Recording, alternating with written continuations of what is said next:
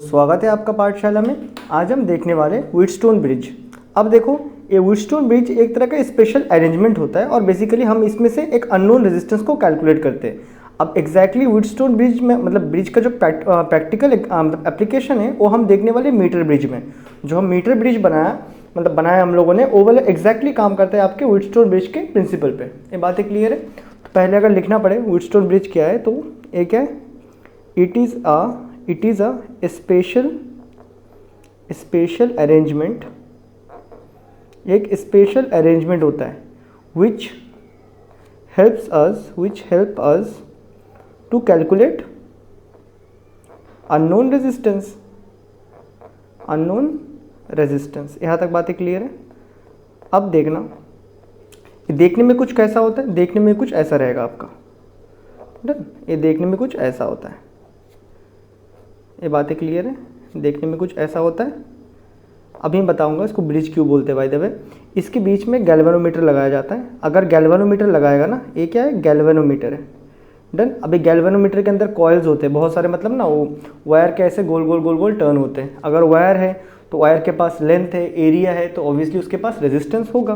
तो इसके पास एक रेजिस्टेंस भी होता है, इसको बोलते हैं रेजिस्टेंस ऑफ गैल्वेनोमीटर। डन है? ये काफ़ी कम होता है, ठीक है। ये सब इन हमें देखना नहीं है, कम हो कि ज़्यादा हो, डिपेंड करता है गैल्वेनोमीटर पे। अभी हम इसको अगर एक पोटेंशियल के अक्रॉस कनेक्ट कर दें, पोटेंशियल मतलब कोई एक बैटरी के अक्रॉस कनेक्ट कर दें, ये मान लेते हैं इसका ई पोटेंशियल मतलब बैटरी है। तो यहाँ पे कोई भी आप रेजिस्टेंस R1 R2 कुछ भी ले सकते हो, लेकिन आपके एनसीईआरटी बुक में नीचे वाले को R1 लिया है, ऊपर वाले को R2 लिया है, सिमिलरली इस वाले को R3 लिया है और इसको R4 लिया है, तो हम भी वैसा ही ले लिया। यहाँ तक बातें क्लियर है? अब ज़रा समझना इस बातों को, ठीक है। जब इसमें से करंट फ्लो होगा ना, जब इसमें से करंट I फ्लो हो रहा है, बैटरी में से करंट I फ्लो हो रहा है, तो I यहाँ पे आएगा। आने के बाद उसे दो जंक्शन दिखेगा तो अपने आप को डिवाइड करेगा। लेट से यहाँ से I1 amount of current flow हो रहा है, नीचे में से I2, अच्छा ये R2 है तो इसको I2 रखते हैं, ठीक है, I2, और नीचे में से R1 में से I1 amount of current flow हो रहा है। यहाँ तक बातें क्लियर? अब I2 अमाउंट ऑफ करंट यहाँ तक पहुँचा, यहाँ पहुँचने के बाद उसे दो जंक्शन मिला, तो मान लेते कुछ करंट IG के नाम पे अंदर निकल गया, गैल्वेनोमीटर से कुछ करंट IG निकल गया। डन? और जो बाकी बचा करंट रहेगा, बाकी कितना बचा होगा आपके पास, that is I2 minus IG। यहाँ तक बातें क्लियर है? सपोज यहाँ से 10 एम्पेयर ऑफ करंट ऊपर गया, तो 10 में से 3 एम्पेयर नीचे चले गया, तो यहाँ से कितना जाएगा? 7 एम्पेयर जाएगा। 7 कैसे? 10 माइनस 3 करोगे ना, तो वही यहाँ पे लिख के रखा है। डन? सिमिलरली यहाँ से करंट आया, यहाँ से भी करंट आया, आने के बाद यहाँ एक जंक्शन, तो यहाँ से कितना पास होगा आपका? IG plus I1। डन? यहाँ से पास होगा, फिर ये लोग यहाँ पे पहुँचेंगे तो माइनस IG प्लस IG आपस में कट जाएंगे, बचेगा क्या? I1 प्लस I2, जो कि आपका I के बराबर है। ये होता है कुछ इसका सर्किट देखने में। अब देखो, इसमें कुछ नेमिंग भी किया जाता है, जैसे यहाँ पे ABCD कुछ भी नेम किया जा सकता है। फिलहाल मैं नेमिंग नहीं कर लेते हैं, क्योंकि मुझे एक और चीज़ आपको दिखाना है फिलहाल। तो ABCD कुछ नेम कर दिया इसको। अब देखो, यही सर्किट को आपको एग्जाम में अलग अलग तरीके से बना के दिखाएगा। तो सबसे फेमस जो इजी तरीका है वो कुछ ऐसा बना के दिखाएगा। ये आपका R2, यहाँ पे आपका R1, ये कनेक्टेड है एक रेजिस्टेंस से, that is resistance of galvanometer, या कोई भी रेजिस्टेंस हो, कोई फ़र्क नहीं पड़ता है। डन? कोई भी एक रेजिस्टेंस, लेट से RG को हम लोग कुछ देर के लिए यहाँ पे कुछ R5 जैसा मान रहे हैं, तो R5 कनेक्टेड है, यहाँ पे कुछ है R4। डन? और नीचे कितना है? नीचे यहाँ से R3 कनेक्टेड है। डन? अगर ऐसा भी आपको कुछ बना के दिया तो आप समझ जाना वो आपसे व्हीटस्टोन ब्रिज में क्वेश्चन पूछ रहा है। ये तो फिर भी इजी है, इसका एक और है, ये वाला वर्जन ज़रा ध्यान से समझना। अब देखो, सपोज अगर मैं यहाँ से मूव करूँ, यहाँ से मूव करूँ, यहाँ से मूव करूँ, एक Z वाला पैटर्न बन रहा है, दिख रहा है? यहाँ से यहाँ एक Z पैटर्न बन रहा है, A to D मूव हुआ।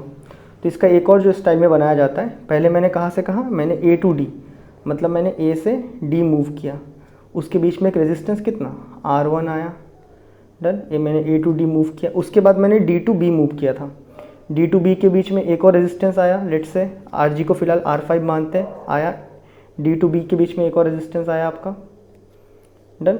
उसके बाद फाइनली हम B to C आए, तो हमें एक और रेजिस्टेंस R4 मिला। ध्यान से समझना इसको एक बार। डन? अभी अगर तुम देखो, A to B के साथ एक और कनेक्टेड है R2, दैट इज़ ये लोग यहाँ पे A to B के साथ एक और कनेक्ट करवाएंगे यहाँ से R2। सिमिलरली डी टू सी के साथ भी एक कनेक्टेड है, यहाँ पे कितना है वो R3। अब देखो ये देखने में कितना अटपटा डायग्राम बन चुका है ना, ये भी किसका डायग्राम है, व्हीटस्टोन ब्रिज का डायग्राम है। सिमिलरली इसका एक और वर्जन बनाया जा सकता है अगर हम यहाँ से मूव करें, दैट इज़ यहाँ से यहाँ। पहले तो मैंने यहाँ से यहाँ मूव किया था, इस बार मैं अगर यहाँ से यहाँ फिर यहाँ मूव करूँ तो डन। यहाँ से यहाँ मूव करेंगे तो पहले क्या आ जाएगा हमारा R2 आएगा, दैट इज़ कहाँ A to B मूव कर रहे हैं, R2 आ जाएगा आपका। फिर अगेन वही RG को R5 मान लेते हैं, R5 आ गया। फिर वहाँ से यहाँ जा रहा है तो कितना R3 आ रहा है यहाँ पे, डन। ये कितना है आपका B to D और यहाँ D to C। सिमिलरली इसको भी वो लोग उसी तरह अरेंज करेंगे। अगर हम देखें, मैंने यहाँ से ऐसे मूव किया था इस बार, ऐसे ऐसे, तो A और D के बीच में एक और कनेक्टेड है, A और D के बीच में एक और कनेक्टेड है। ये कौन है, A और D के बीच में कौन कनेक्टेड है, R1 कनेक्टेड है। सिमिलरली आपका A ऐसे ऐसे गया था, B और C के बीच में एक और कनेक्ट है, B और C के बीच में एक और कनेक्ट है, ये कितना है R4 है। ऐसे करके भी आपको सर्किट बना के दे सकता है। सारे सर्किट किसका है, व्हीटस्टोन ब्रिज का ही है। यहाँ तक बातें क्लियर है। अब देखो हमें बेसिकली अभी हम डेरिवेशन करते हैं। अब हमें क्या करना होता है इस केस में, जस्ट हमें अब देखना जब जो ब्रिज है ना ये जब बैलेंस्ड हो जाता है तो इसमें से करंट जीरो आता है। एक गैल्वेनोमीटर में से करंट जीरो आता है, मतलब गैल्वेनोमीटर करंट को शो नहीं करता है। क्यों, क्योंकि B और D तब सेम पोटेंशियल में पहुंच जाता है और तब वो यहाँ से अगर दोनों पोटेंशियल सेम हो जाएगा, हमें पता है पोटेंशियल डिफरेंस ही करंट को फ्लो करवाता है, मतलब इलेक्ट्रॉन का फ्लो को करता है। तो यहाँ पे अगर पोटेंशियल ही सेम हो गया तो इलेक्ट्रॉन फ्लो नहीं होगा। तो यहाँ पे थोड़ा इंग्लिश वाला पार्ट लिख देंगे, that is let us consider four resistance क्या क्या है, R1, R2, R3 and R4 are connected in Wheatstone bridge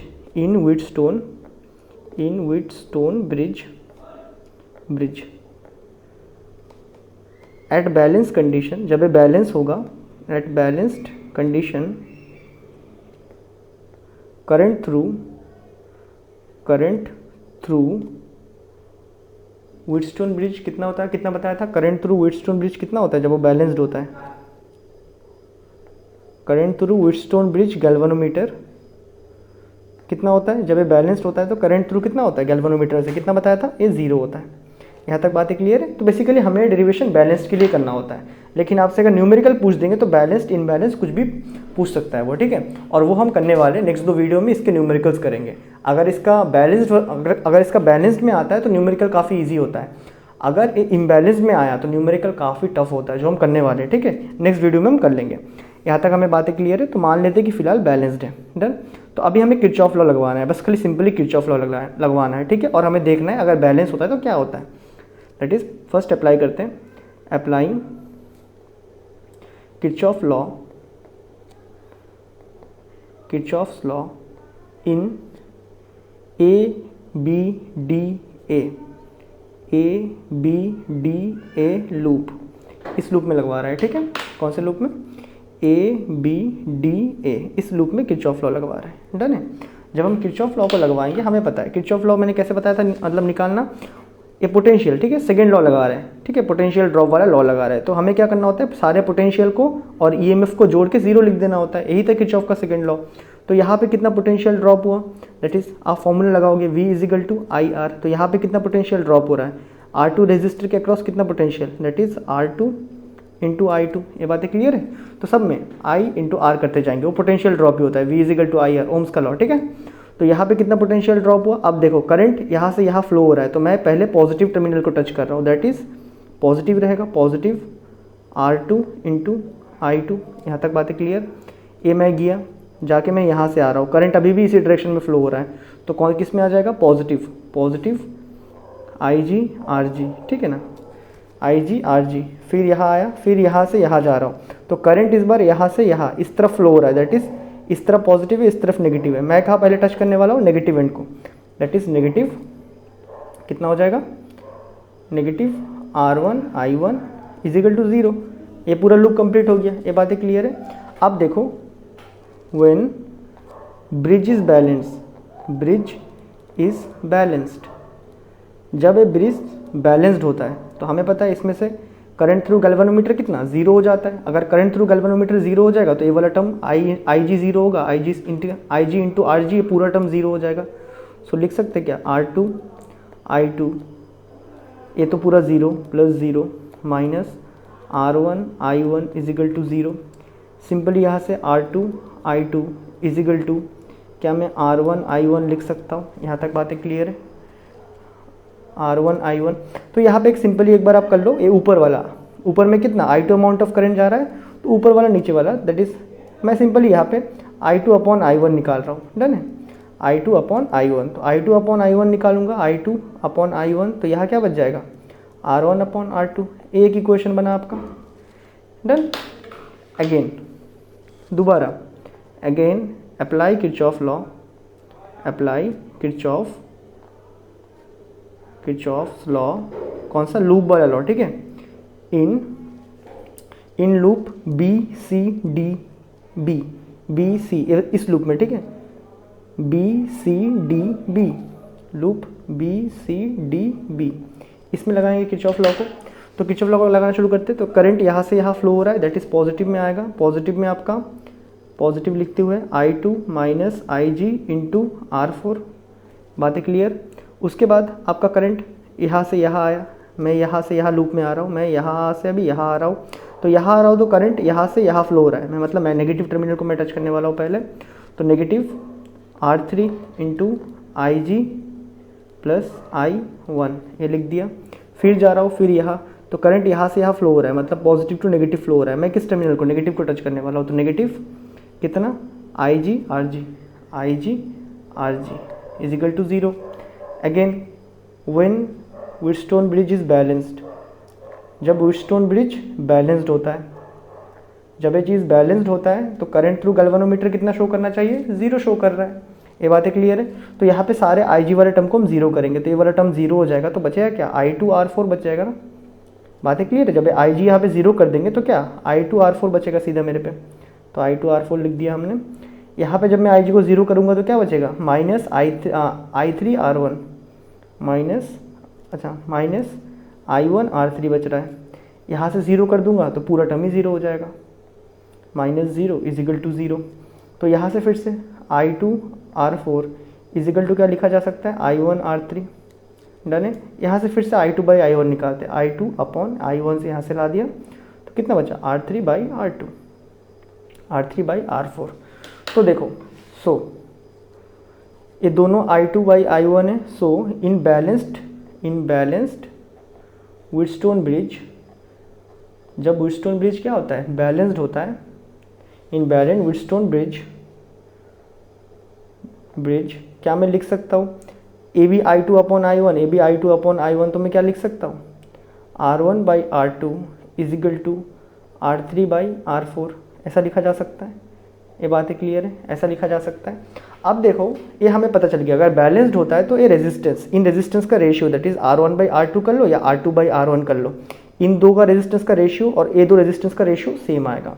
तो अब से हम जब भी न्यूमेरिकल करेंगे तो पहले हम चेक करेंगे कि ये बैलेंस्ड है कि इनबैलेंस्ड है। डन। अगर ये बैलेंस्ड है तो हम इजीली इसमें से 0 करंट मान लेंगे।